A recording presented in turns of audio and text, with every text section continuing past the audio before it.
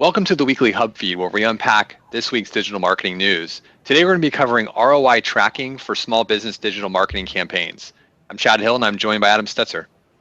Yeah, Chad, this is a cool topic. We're going to start off by looking at some statistics here, and then Chad's going to help us interpret these a bit. But so let's dive right into some of the numbers. 97% of consumers, Chad, search for a local business online. That's just startling and just tells you where things are these days. 46% of searches on Google are now local. So that's also a very dramatic number, 46%.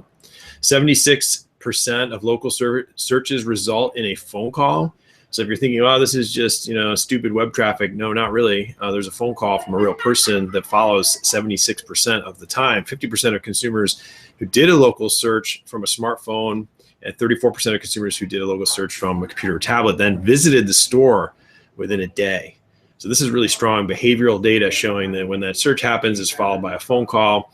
And then 50%, depending on where, between 34 and 50% visit the store. 78% of local searches are on, for a mobile result, purchased something online. So these are really strong numbers. These are coming from RevLocal and Business to Community. Some other data from RevLocal, a recent survey from the digital marketing agency asked 600 small businesses, how effective is their online marketing currently? 62% of them said their online marketing was effective. 13% said very effective. Yet 44% of them said they weren't tracking ROI. Yeah, and in a recent article that Greg Sterling put out at Search Engine Watch, he actually referred back to a study from earlier in the year.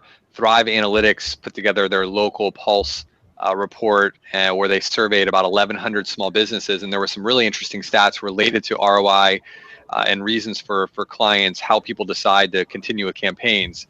But 74% of those surveyed said they don't use any tools to track ROI, and only 6% of those gave measurement as a reason for increasing digital marketing spend. And so the question was like, what was the top reason? In fact, in most cases, they said that their competitors were doing it, and that was a strategic move, and that was the reason they wanted to do it as well. So they're following their competitors in.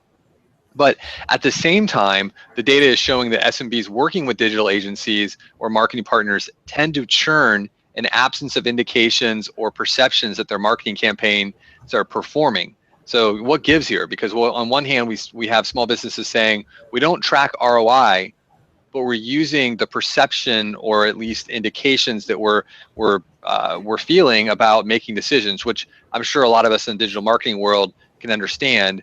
And that's why it's so important that we do track ROI. So yeah, the question of course is, should small businesses be tracking ROI? And our answer is absolutely. It's something that we believe in and have from day one really here at HubShout.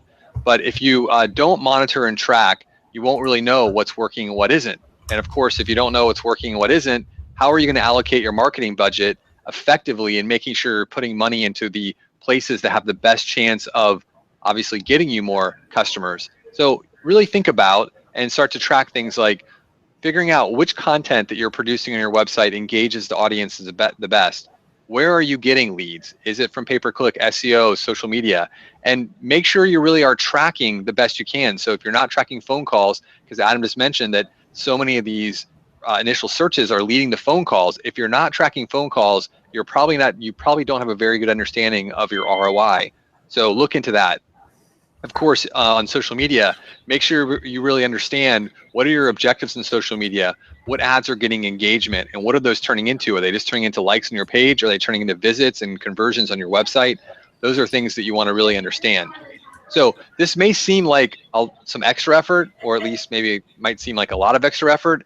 But again, this is really important. This is what big businesses do. They really look at what the effectiveness of their marketing spend is, and then use that to tweak and allocate dollars so that it ends up getting them the best results possible. So thank you very much for joining us today. Please subscribe to our YouTube channel and leave a comment. We'll see you next time.